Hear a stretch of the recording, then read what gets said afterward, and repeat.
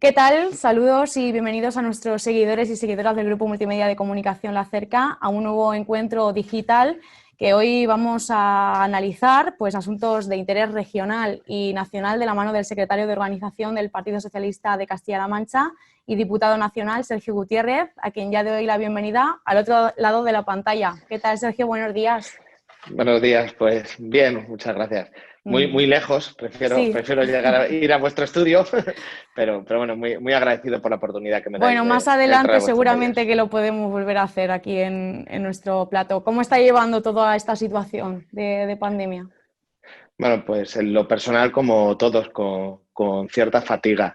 Yo creo que esta lucha que tenemos, que es primero individual, porque al final cada uno de nosotros tiene que hacer unos sacrificios personales para proteger a uno mismo y fundamentalmente a los suyos, que nos lleva a que te estemos echando de menos a mucha gente, que estemos limitando pues, nuestro ocio, nuestra vida personal y obviamente eso conlleva sacrificios. Y al final todos también tenemos familiares que también están haciendo además sacrificios económicos fuertes, pero a los que les quiero, pues a ellos y al conjunto de la ciudadanía, dar las gracias, porque ya que empezamos a ver la luz al final del túnel, y yo creo que aunque nos queda mucho camino para vencer totalmente al virus, pero con una vacuna que impida los efectos más lesivos y más letales del virus, podamos volver a cierta normalidad, le diré que podremos mirar atrás y decir que valió la pena, que nuestro sacrificio valió la pena,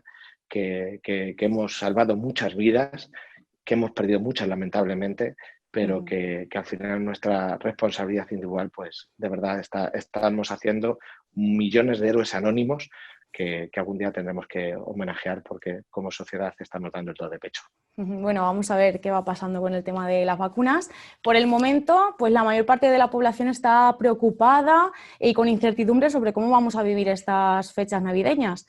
El gobierno ya está negociando un poco con las comunidades ciertas medidas y algunas comunidades también han anunciado pues algunas propuestas sobre lo que pues, previsiblemente van a hacer. No sé de qué lado está, si del lado de hacer un gran acuerdo nacional para que todas las comunidades respeten las mismas medidas o, bueno, dejarlas un poco a la mano de las comunidades y de la situación de cada una. Bueno, yo creo que hay que intentar evitar un rebrote después de las fechas. El virus se mueve con la movilidad y con las relaciones interconexas y que hacen que sea más difícil luego el rastrear. Por lo tanto, yo creo que lo que hagamos lo tenemos que hacer todos igual, ¿no? No podemos jugar a que además las comunidades autónomas no somos una isla en sí misma, que podemos ir al Mansa y no puede hacer 10 kilómetros a Caudete y 10 kilómetros más allá en la parte de la Comunidad Valenciana hacer una cosa diferente. No tiene ningún sentido porque al final no existen las fronteras nada más que los mapas, ¿no? Y yo creo que tenemos que llegar a un acuerdo nacional sobre cómo nos tenemos que comportar, porque al final hay gente que es de Madrid y va a Galicia a volver a su casa o al revés, y yo no podemos llevar con un Google Maps y una guía para saber cómo nos tenemos que comportar en función de la mesa en la que vayamos. Yo creo que esta Navidad, afortunadamente, estamos controlando una vez más el virus. Está claro que cuando nos restringimos, cuando hacemos esos sacrificios, pues obviamente conseguimos acorralar a la COVID, que es lo que ya hicimos antes del verano y lo que estamos volviendo a hacer. Y yo creo que lo que se trata es mantener acorralado al virus hasta que haya una vacuna que realmente, pues, si se cumplen los calendarios que nos están diciendo, pues es el último sacrificio grande, por decirlo de alguna manera, que tengamos que hacer. Y yo soy partidario también, no solo de que hagamos todos lo mismo, sino entre las distintas opciones que se nos dé, la que ponga la mayor precaución. O sea, tienen que hablar los expertos, tienen que hablar los epidemiólogos, los sanitarios y entre todas las opciones, sinceramente, particularmente puede ser que yo tuve a mi madre muy enferma al principio de marzo en el hospital con la COVID y yo, entre todas las opciones, la más precavida. Ujú.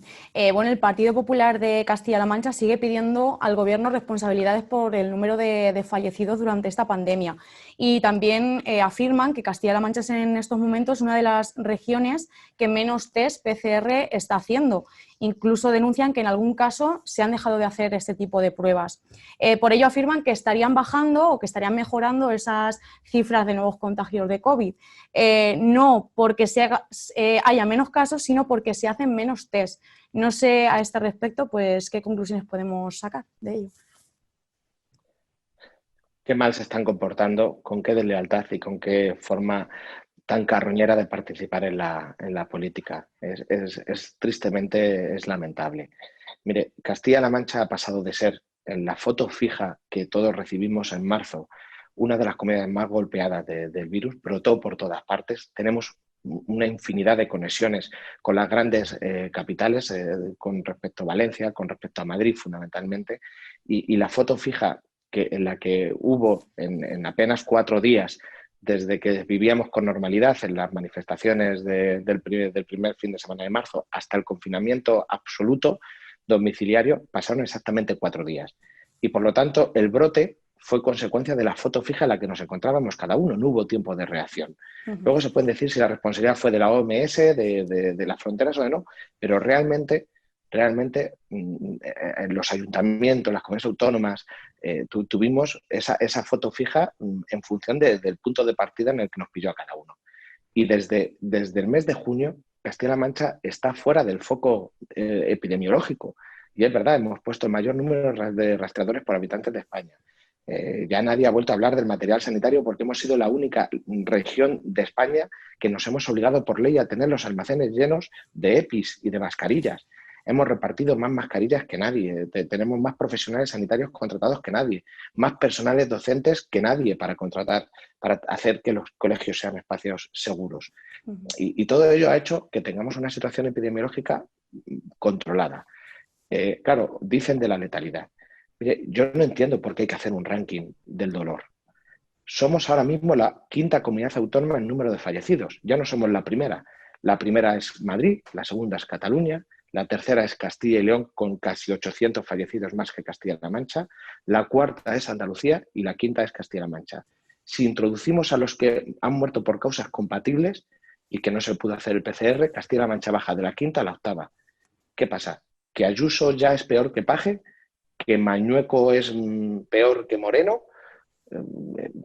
¿O es que no entiendo esa manera de hacer los rankings que dependa, que de repente de la responsabilidad política dependa del carné del gobernante de turno? Mira, aquí todos los gobiernos están haciendo el mismo esfuerzo por intentar salvar vidas, sean del PP o sean del PSOE o sean del PNV.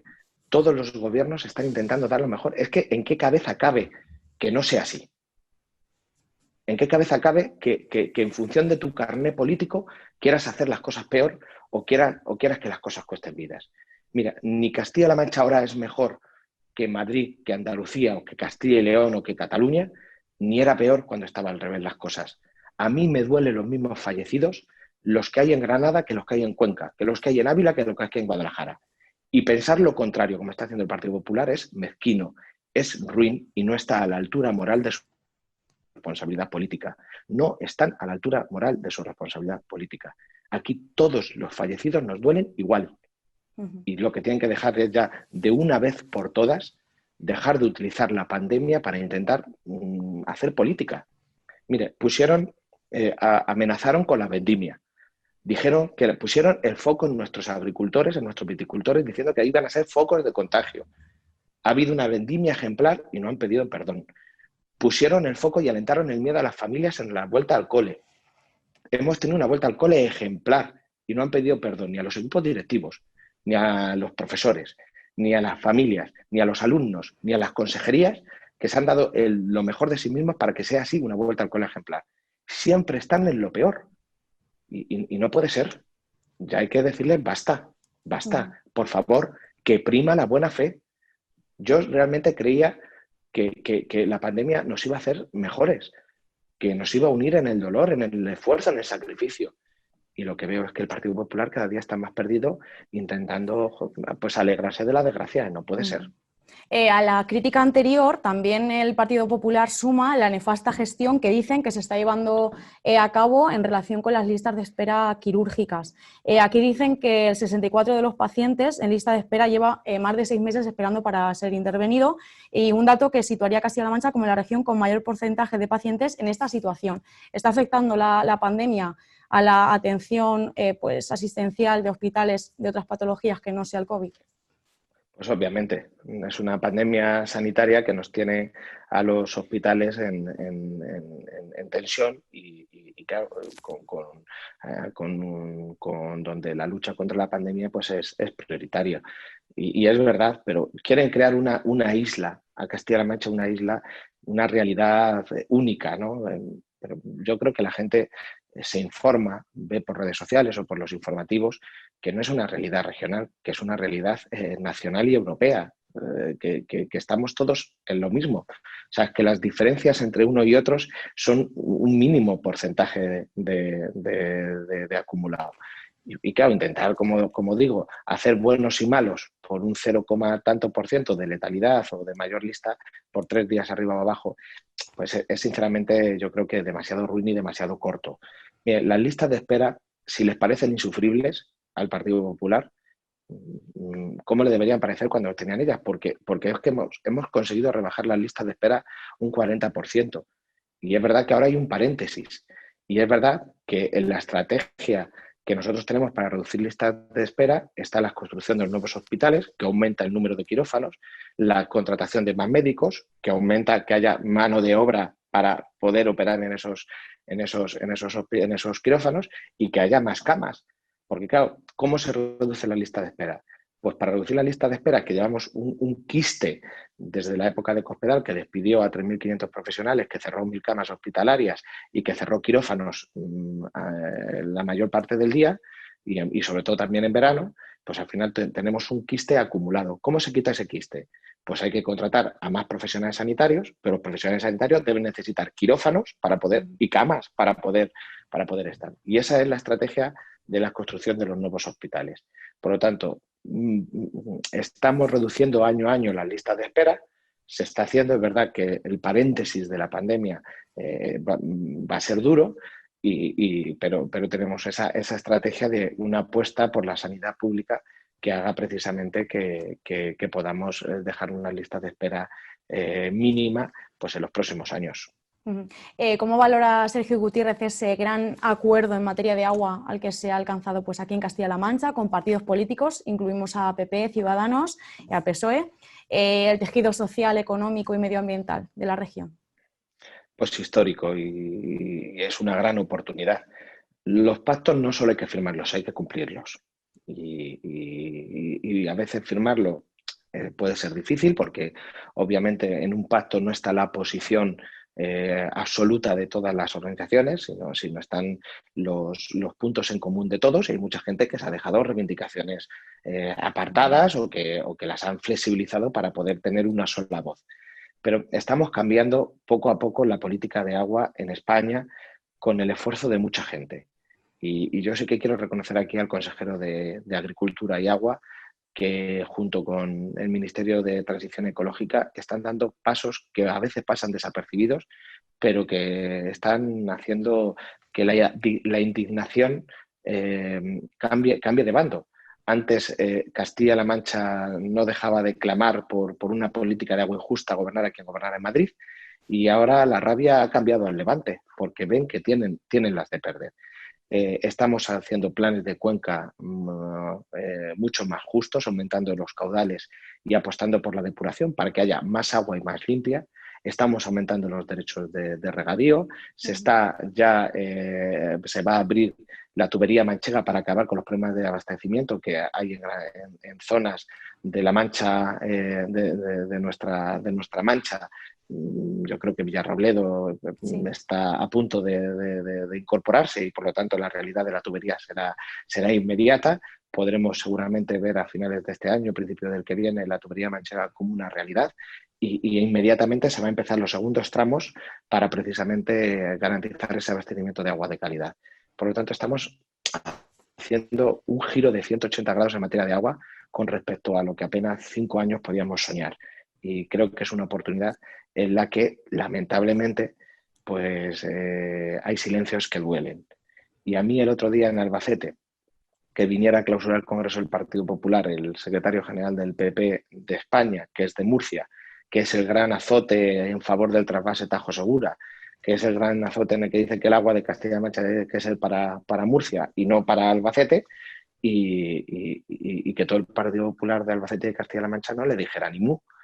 Pues a mí esos silencios duelen, porque cuando viene Pedro Sánchez o cuando viene alguien, nosotros reivindicamos el agua para Castilla-La Mancha, porque silencio que cometes es un avance que no haces.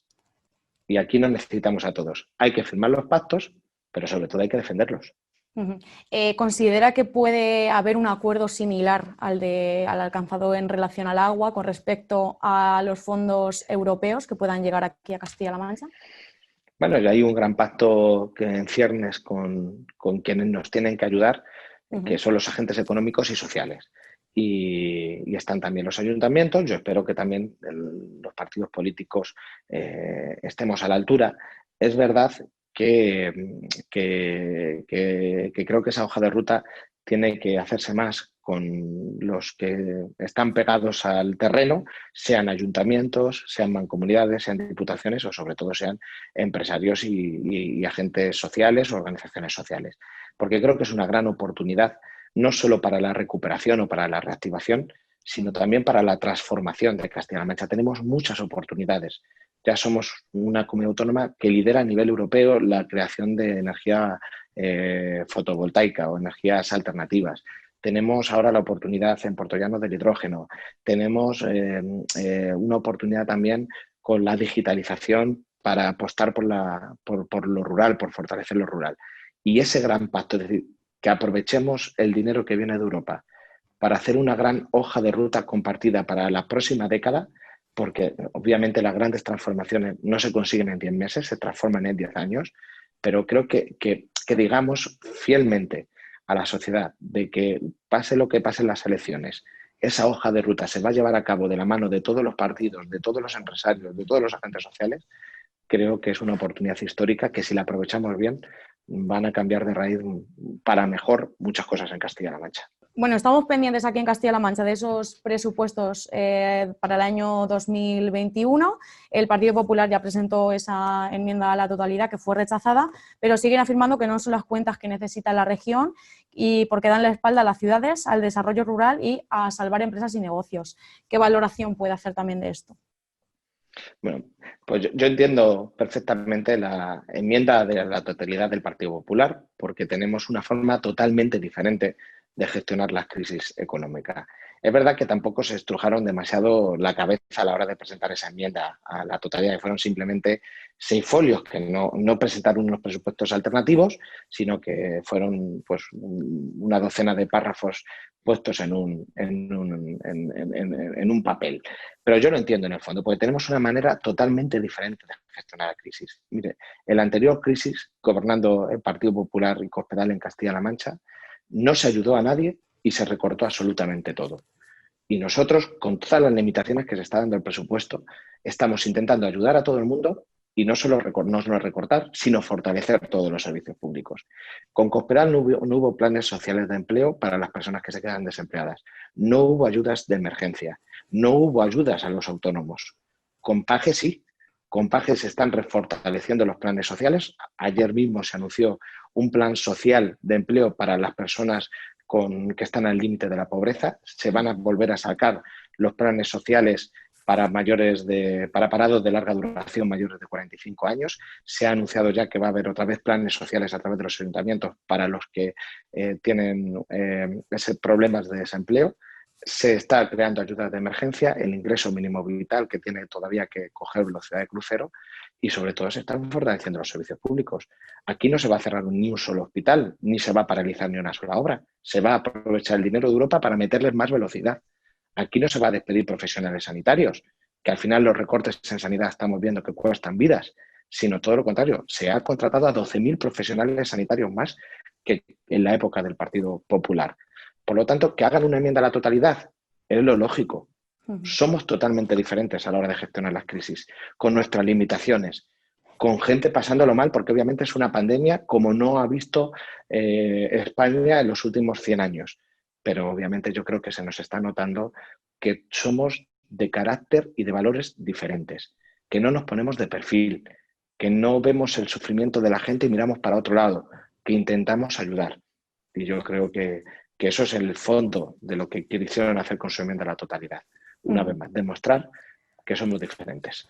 Bueno, a nivel nacional, también estamos pendientes de esos pactos de cara a los presupuestos generales del Estado, que de momento cuentan con el sí de Esquerra, del PNV, PSOE y Unidas Podemos. Ciudadanos ya ha anunciado que va a votar no a los presupuestos. ¿Cómo ven desde el Partido Socialista de Castilla-La Mancha, usted como diputado nacional, pues esos pactos, ese acuerdo entre esas formaciones políticas? ¿Es del agrado de la formación o preferirían pues, que hubiera sido con otros partidos como Ciudadanos, por ejemplo?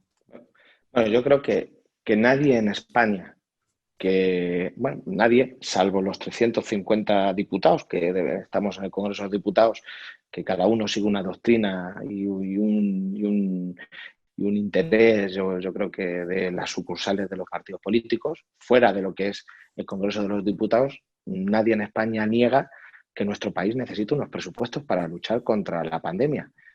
Y yo creo que eso es de cajón. O sea, todo el mundo sabe que sin presupuestos no hay credibilidad en Europa, hay incertidumbre económica, se alejan las inversiones y por lo tanto en este momento no nos lo podemos permitir como país. Dicho esto, yo creo que hay que dejar a los gobiernos gobernar. Cuando no se pueden ofrecer alternativas, hay que hacer un patriotismo, yo creo que sensato, en el que se tiene que dejar a los gobiernos gobernar. Oye, no estás de acuerdo con esos presupuestos, sabiendo que España los necesita, facilítalos, abstente, si los puedes criticar al día siguiente, si no vas a ser cómplice. Pero hay que ejercer en España más un patriotismo sincero, no el de boquilla, sino un patriotismo sincero. Y a mí me duele mucho tener que ver a un gobierno en una pandemia teniendo que mendigar el estado de alarma cuando todo el mundo sabía en el mes de junio que era el único instrumento que garantizaba medidas y políticas efectivas. Tener que mendigar durante semanas el tener que sacarlo. Habla algo peor de la política que en mitad de una pandemia ver a un gobierno que te está diciendo que necesitamos estado de alarma y tener que estar mendigándolo grupo a grupo, pero ¿qué habla de nosotros como política y como país? En Italia no han dejado de tener el estado de alarma desde el mes de marzo, sin ir más lejos. Y me pasa lo mismo con los presupuestos. Pero si no hay unos presupuestos, la alternativa a estos presupuestos es no tenerlos. Y yo he lamentado mucho no ver a nadie en el Partido Popular ofrecerse a liderar una abstención patriótica en este sentido, en estos momentos, para que el gobierno no tenga que mendigar apoyos para sacar sus presupuestos, los presupuestos del país. A mí me costó mucho hacer un debate muy duro dentro de mi formación política, dentro del PSOE, para tenernos para la investidura de Rajoy porque no había alternativa. Y nos costó muchísimo. A mí no me ha gustado Rajoy, obviamente, en la vida. Ni me gusta la formación política del PP, por el monito en el PSOE. Pero ese fue un debate muy duro que tuvimos que dar algunos. Y a mí me lamenta ver al Partido Popular de Castilla-La Mancha, por ejemplo, llevar todas las doctrinas que le vienen de Génova sin pensar un momento si es lo que necesita este país o lo que necesita esta tierra.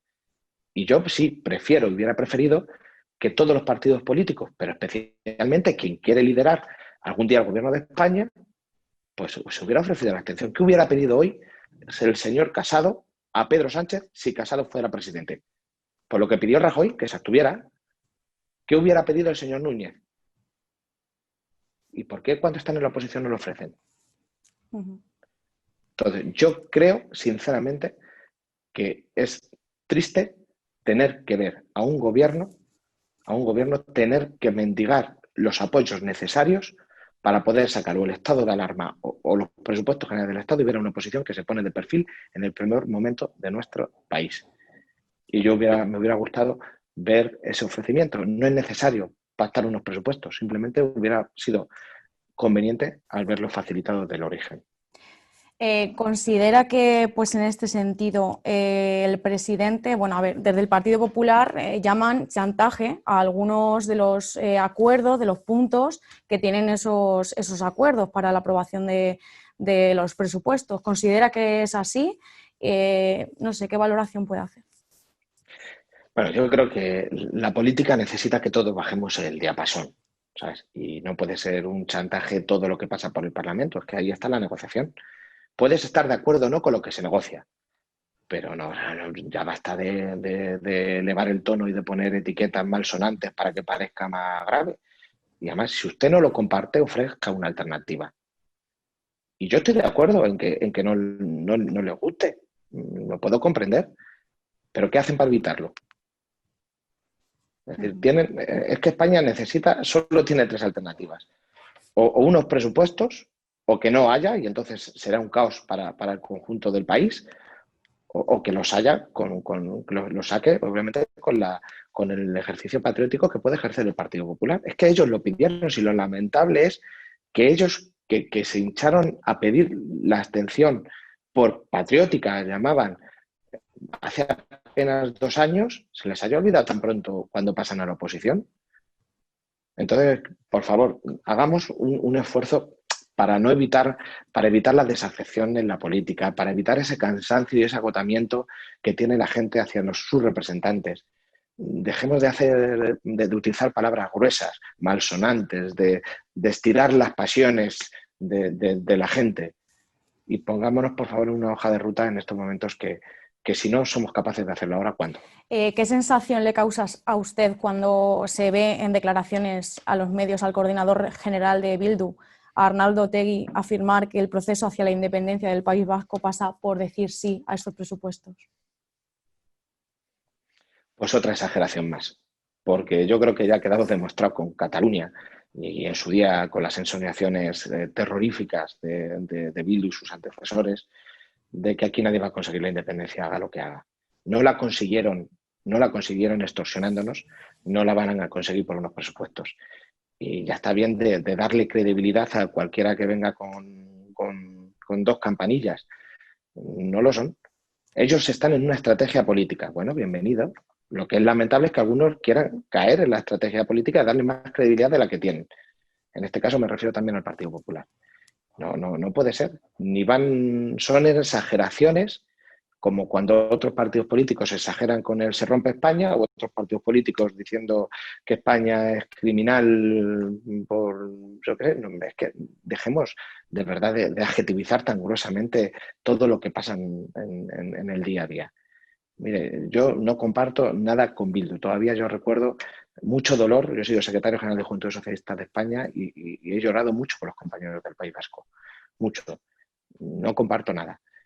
Pero también no le demos más credibilidad de la que tienen. Está en su estrategia política. Han aprobado unos presupuestos generales del Estado que yo sepa sin ninguna condición a cambio. Sin ninguna condición a cambio. Por lo tanto,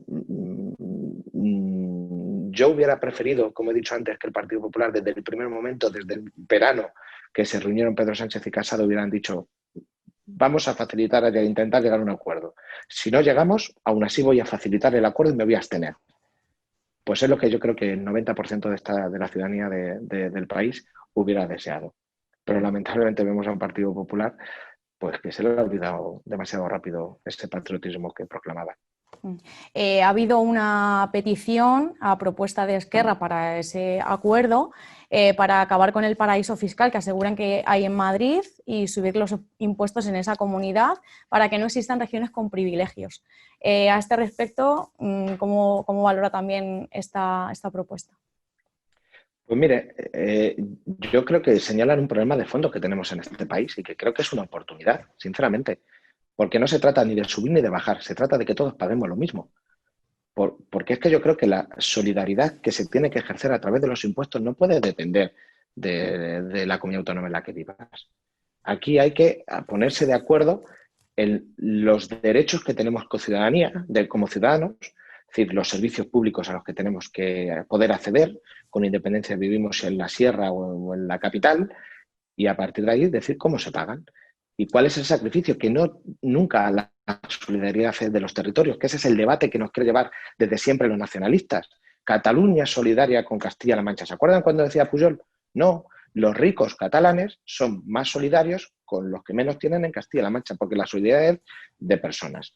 Y yo veo tristemente a mucha gente caer en ese discurso cuando se trata de un gobierno de su carné político. Yo sigo pensando exactamente lo mismo y digo exactamente lo mismo cuando me refiero al cupo vasco o cuando lo dicen los nacionalistas catalanes o cuando lo dice alguien del Partido Popular defendiendo el interés de su comunidad autónoma, que será legítimo, pero no es lo que yo defiendo. Yo defiendo la solidaridad y la igualdad entre todos los españoles en función de su capacidad de riqueza. Y yo creo que hay que llegar a un acuerdo en este país para crear unos mínimos y unos máximos, para que nadie pague mucho o muchos paguen nada o poco. Creo que tenemos que ser igualitarios y que la redistribución de la riqueza se tiene que realizar también a través de impuestos justos iguales. Y lo que es de hipócritas es que España, con Rajoy, con Pedro Sánchez, con Zapatero, haya pedido siempre a la Unión Europea que hay que acabar con eso en Europa, por ejemplo, Irlanda. Irlanda tiene un impuesto de sociedades del 1% y ha conseguido que todas las tecnológicas, aunque tributen, aunque su actividad la ejerzan en España, tributen en Irlanda. Porque aquí tenemos de medio un 12, un 10, un 15. Entonces se van a Irlanda y nosotros vamos a la Unión Europea y decimos eso es competencia fiscal. Y lo que hacen es que, claro, que llevan a todo el mundo y mucho y poco de muchos llenan la bolsa. Y, hombre, pues eso que no queremos que pase en Europa, que denunciamos en Europa como España, que decimos que Google, que Netflix, que Amazon, que todas esas grandes tecnológicas no pueden tributar al 1% en Irlanda, sino que tienen que tributar en España, es lo mismo que yo quiero dentro de España. ¿Por qué somos hipócritas? Y por lo tanto yo lo que pido es eso, es que seamos coherentes y que hagamos un pacto nacional para crear unas horquillas de mínimos y de máximos, para que nadie se escape por abajo ni nadie le ahorquemos por arriba, en todos y en cada uno de los impuestos. Eso es igualdad y eso es hacer España. Y hoy he ofrecido al Partido Popular y a Ciudadanos que nos reunamos con urgencia el grupo que tenemos congelado por la pandemia precisamente para hablar de financiación y de fiscalidad. Y que hagamos una cosa, todos, aquí en Castilla-La Mancha, que rompamos los argumentarios que nos vienen del Madrid y que pensemos en lo que nos interesa como tierra. Y yo creo que si lo pensamos, si estudiamos a fondo la cuestión, pues estaremos, yo creo que muy próximos a un acuerdo, porque yo creo que esto es la primera vez que podemos estar de acuerdo que el patriotismo nacional coincide con el interés regional de una comunidad autónoma, en este caso la nuestra. Sergio, un último apunte antes de terminar en relación a la recientemente aprobada ley CELA. Ha creado mucha polémica. ¿Se van a eliminar centros de educación especial? ¿Se va a coartar la libertad educativa a los padres de elegir centros? ¿Qué nos puede decir sobre este asunto? Mire, con la educación especial a mí me duele mucho porque de alguna manera u otra pues todos tenemos algún niño con necesidades especiales. Mire, lo único que cambia la ley es que introduce la recomendación de Naciones Unidas y de la Unión Europea de que en los colegios ordinarios se creen más recursos para poder acoger a niños con necesidades especiales. Mire, cada niño con necesidad especial es un universo en sí mismo. Y no podemos homologar. Y las familias mismas están divididas entre aquellas que en función de la realidad individual de su hijo prefieren que se integren en las escuelas ordinarias porque creen que así evoluciona mejor, o las familias que por las necesidades específicas de sus hijos necesitan o requieren colegios especiales. Y lo que dice la ley es que todos los colegios obliga a crear un plan a 10 años para que en los colegios ordinarios se establezcan planes para poder recibir a libertad de las familias y con informes de especialistas aquellas que opten por esos colegios. Pero seguirán existiendo, por supuesto, y se garantiza dentro de la propia ley la financiación de los centros especiales tal y como están ahora. ¿Qué es lo que sucede? Pues que familias que quieran elegir esos centros ordinarios porque creen que así evolucionan mejor, los centros tienen que estar preparados. Y aquellos que quieran optar por esos centros especiales, siempre y cuando obviamente sea también lo que recomienden los médicos y los especialistas, pues podrán seguir yendo. Y además se les nombra como centros de referencia. Es decir, que si un niño con necesidades especiales va a un colegio público de Albacete y tendrá como centro de referencia un centro especial. Entonces, lo que se intenta es crear más igualdad y más oportunidades y más opciones a las familias en función de la realidad individual de cada uno de ellos. Entonces, a mí me duele mucho que lleguemos a manosear incluso cosas tan sensibles. Cosas tan sensibles. Y, por supuesto, aquí no se va a cerrar ni un solo colegio de educación especial, sino todo lo contrario. Se va a dar más posibilidades y se va a optar por fortalecer el abanico de opciones que tienen los niños y las niñas con necesidades especiales. Pues Sergio Gutiérrez, secretario de Organización del Partido Socialista de Castilla-La Mancha y diputado nacional, muchísimas gracias por haber estado con nosotros una vez más en La Cerca. Muchísimas gracias a vosotros. Es un Y la placer próxima aquí en el plato, a ver si puede ser. Me lo has quitado. Con muchas Eso ganas es. de poder no daros un codazo, sino de daros un abrazo. Eso es, muy bien, pues muchas gracias, como digo. Y a ustedes, a nuestros seguidores y seguidoras del Grupo Multimedia de Comunicación La Cerca, muchísimas gracias también por seguir día a día la actualidad, la información que siempre les ofrecemos. Hasta la próxima.